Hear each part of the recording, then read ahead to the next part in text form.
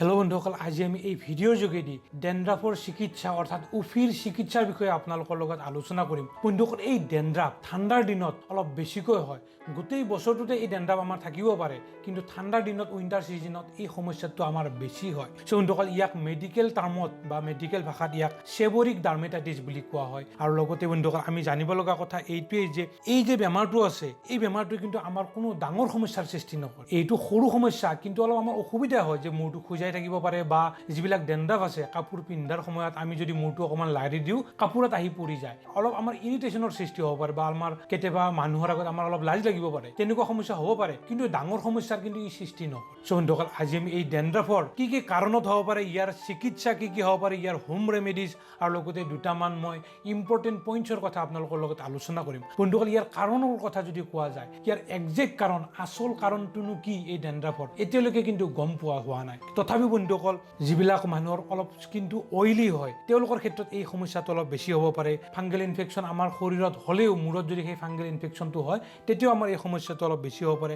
Genetic pre ডিছপ'জিং কিছুমান factor থাকে যাৰ কাৰণেও আমাৰ এই ডেনড্ৰাফৰ সমস্যা হ'ব পাৰে। ইয়াৰ উপৰিও বন্ধুসকল, বহুতো হেয়াৰ কেয়াৰ প্ৰডাক্ট সেইবিলাক ব্যৱহাৰ কৰাৰ ফলতো আমাৰ এই ডেনড্ৰাফৰ সমস্যা হ'ব পাৰে। চ' বন্ধুসকল, এই ক্ষেত্ৰত বহুতে এনেকৈ ক'ব খোজে যে যিবিলাক মানুহ অকণমান পুৰ হাইজিনৰ মানুহ তেওঁলোকৰ এই ডেনড্ৰাফৰ সমস্যাটো বেছি হয়। তেনেকুৱা নহয় কিন্তু বন্ধুসকল, বহুত চাফাকৈ থকা, বহুত শুদ্ধকৈ থকা মানুহৰো কিন্তু ডেনড্ৰাফৰ সমস্যা হ'ব পাৰে। তেনেকুৱা কিন্তু নহয় যে অলপ লেতেৰাকৈ থাকিলেই যে এই ডেনড্ৰাফৰ সমস্যা হ'ব। কিন্তু বন্ধুসকল, এইটো ঠিক যে যাৰ ডেনড্ৰাফৰ সমস্যা অলৰেডি আছে তেওঁলোকে যদি ৰেগুলাৰ গা নুধুৱে বা মূৰটো নুধুৱে তেতিয়া কিন্তু তেওঁলোকৰ এই ডেনড্ৰাফৰ সমস্যাটো বেছি হ'ব। চ' বন্ধুসকল, আমি এই ভিডিঅ'টোত ইয়াৰ চিকিৎসাৰ কথা ক'ম, কি কি ঔষধ আপোনালোকে লগাব লাগিব, গোটেইখিনি মই পিকচাৰ সহিতে আপোনালোকক মই দেখুৱাই দিম। প্ৰথমতে বন্ধুসকল, ইয়াৰ হোম ৰেমেডিজ কি হ'ব পাৰে। বন্ধুসকল, মনত ৰাখিব, আপোনালোকে গা ধুই উঠি যদি পাৰে আপোনালোকে ৰ'দত গৈ মূৰটো অকণমান শুকাবলৈ দিব লাগে, ৰ'দ অলপ লাগিবলৈ দিব লাগে। ইয়াৰ উপৰিও যদি আপোনালোকৰ কিবা ষ্ট্ৰেছ থাকে সেই ষ্ট্ৰেছখিনি মেনেজ কৰাৰ কাৰণে চেষ্টা কৰিব লাগে। আৰু ইয়াৰ উপৰিও আপোনালোকে আপোনালোকৰ মূৰটো সদায় ধুব লাগে, তেতিয়া অলপ ভাল হয়। যদি কাৰোবাৰ এই ডেনড্ৰাফৰ সমস্যা আছে,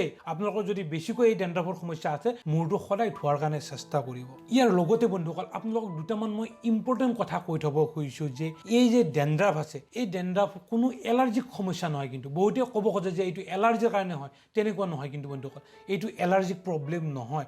আৰু লগতে এই ডেনড্ৰাফে আমাৰ শৰীৰৰ কাৰণে কোনো সমস্যাৰ সৃষ্টি নকৰে, অৰ্থাৎ আমাৰ বডিক ই হাৰ্ম নকৰে। আৰু ইয়াৰ লগতে আপোনালোকে বেছিকৈ আমি যিটো নৰ্মেল শ্বেম্পু ব্যৱহাৰ কৰোঁ, সদায় যে আমি শ্বেম্পু ইউজ কৰোঁ, সদায় কিন্তু আপোনালোকে শ্বেম্পু ব্যৱহাৰ নকৰিব। যদি আপোনালোকে সদায় শ্বেম্পু মূৰত ব্যৱহাৰ কৰে আপোনালোকৰ লাভ হোৱাতকৈ লোকচানহে হ'ব। কিন্তু how to get rid of dandruff. বন্ধুসকল, আহক আমি এইবাৰ ইয়াৰ মেডিকেল ট্ৰিটমেণ্টৰ কথা আলোচনা কৰোঁ। বন্ধুসকল, প্ৰথম হ'ল কিটোকনাজল।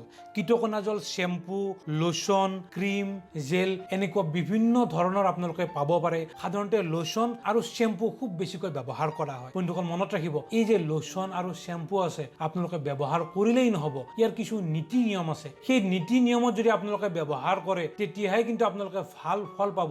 এনেই যে নিজৰ ইচ্ছামতে আপোনালোকে গা ধুব গ'লে শ্বেম্পু ব্যৱহাৰ কৰিলে গা ধুলে ভাল হৈ যাব, তেনেকুৱা নহয়। কিন্তু নিৰ্দিষ্ট নিয়মত যদি আপোনালোকে ব্যৱহাৰ কৰে তেতিয়াহে ভাল হ'ব। বন্ধুসকল, মনত ৰাখিব, যদি আপোনালোকে এই শ্বেম্পু কিটোকনাজল শ্বেম্পু ব্যৱহাৰ কৰে তেনেহ'লে আপোনালোকে গা ধোৱাৰ 15 পৰা 20 মিনিট আগতে এই শ্বেম্পুটো মূৰত ভালকৈ আপোনালোকে ঘঁহি দিব। অকল চুলিত লাগিলেই নহ'ব কিন্তু বন্ধুসকল, আপোনালোকে মনত ৰাখিব, বহুতে কি কৰে এই শ্বেম্পুখিনি চুলিত লগাই থৈ দিয়ে। এইটো চুলিৰ বেমাৰ নহয়, আমাৰ মূৰৰ যিখন তালু আছে এই তালুৰ পৰা হোৱাহে সমস্যা। আপোনালোকে যিবিলাক শ্বেম্পু আছে যাতে তালুত লাগি যায়, আপোনালোকৰ যিখন তলুৱা আছে তলুৱাখনত যাতে লাগি যায়, ভালকৈ আপোনালোকে হাতেৰে মাছাজ কৰাৰ দৰে ভালকৈ লগাই দিব। আৰু লগাই দি 15 পৰা 20 মিনিট সময় আপোনালোকে কিন্তু ৱেইট কৰিব লাগিব। তাৰপিছতহে আপোনালোকে মূৰটো ধুই দিব, আৰু সপ্তাহত আপোনালোকে 2-3 দিন এনেকৈ ইউজ কৰিব।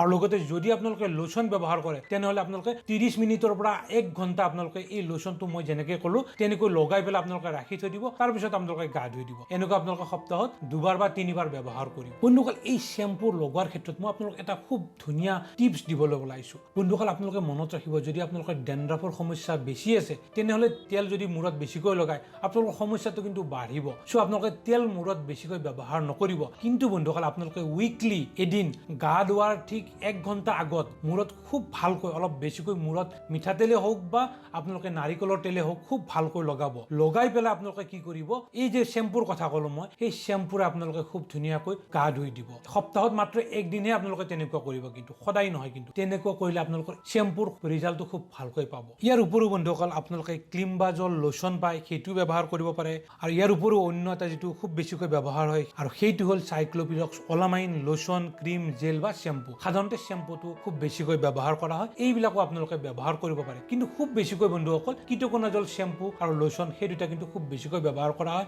আৰু ইয়াৰ উপৰিও আপোনালোকে জিংক পাইৰিথিয়ন কোল্টাৰ বেসড শ্যাম্পু বা সেলেনিয়াম সালফাইড শ্যাম্পু ব্যৱহাৰ কৰা হয় সেলেনিয়াম সালফাইডৰ ক্ষেত্ৰত সেলসান শ্যাম্পু বুলি এটা পোৱা যায় সেইটো আপোনালোকে ব্যৱহাৰ কৰিব পাৰে আৰু কেতিয়াবা কি হয় বন্ধুসকল ketoconazole আৰু এই জিংক পাইৰিথিয়ন কম্পোজিশনৰো শ্যাম্পু পোৱা যায় সাধাৰণতে KZ+ আপোনালোকে শ্যাম্পু বা লোশন ব্যৱহাৰ কৰিব পাৰে সেইবিলাক ব্যৱহাৰ কৰিলে যদি আপোনালোকৰ খুব বেছিকৈ থাকে তেনেহলে KZ+ আপোনালোকে এই লোশনটো ব্যৱহাৰ কৰিব পাৰে আৰু কেনেকৈ ব্যৱহাৰ কৰিব লাগে মই কৈ দিছো যে আপোনালোকে গুটি কমেও আধা ঘণ্টাৰ পৰা 1 ঘণ্টা কিন্তু মূৰত লগাই থৈ দিব লাগে তাৰ পিছত হেক আপোনালোকে গা ধুই দিব আপোনালোকে কিন্তু অকল চুলিত লগালে নহব কিন্তু মূৰৰ তলুৱাখনত লাগিব কাৰণ এই বেমাৰটো তলুৱাখনৰ পৰা হোৱা বেমাৰ গতিকে যেতিয়া এই ঔষধটো তলুৱাখনত লাগিব তেতিয়াহে ভালকৈ কাম দিব How to get rid of dandruff বন্ধুসকল আজি আমি এই ভিডিওৰ জৰিয়তে dandruff বা উফিৰ চিকিৎসাৰ কথা আপোনালোকৰ লগত আলোচনা কৰিলো সো বন্ধুসকল এই ভিডিওটো যদি আপোনালোকৰ ভাল লাগিছে তেনেহলে এই ভিডিওটোত এটা লাইক দিব আৰু লগতে বন্ধুসকল এই ভিডিওটো আপোনালোকৰ বন্ধুবৰ্গৰ WhatsAppত শ্বেয়াৰ কৰিব আৰু লগতে আপোনালোকৰ যদি কিবা মনত সুধিব লগা আছে আপোনালোকে মোক কমেন্ট কৰিব পাৰে আৰু লগতে বন্ধুসকল যদি আপোনালোকে আমাৰ এই চেনেলত নতুন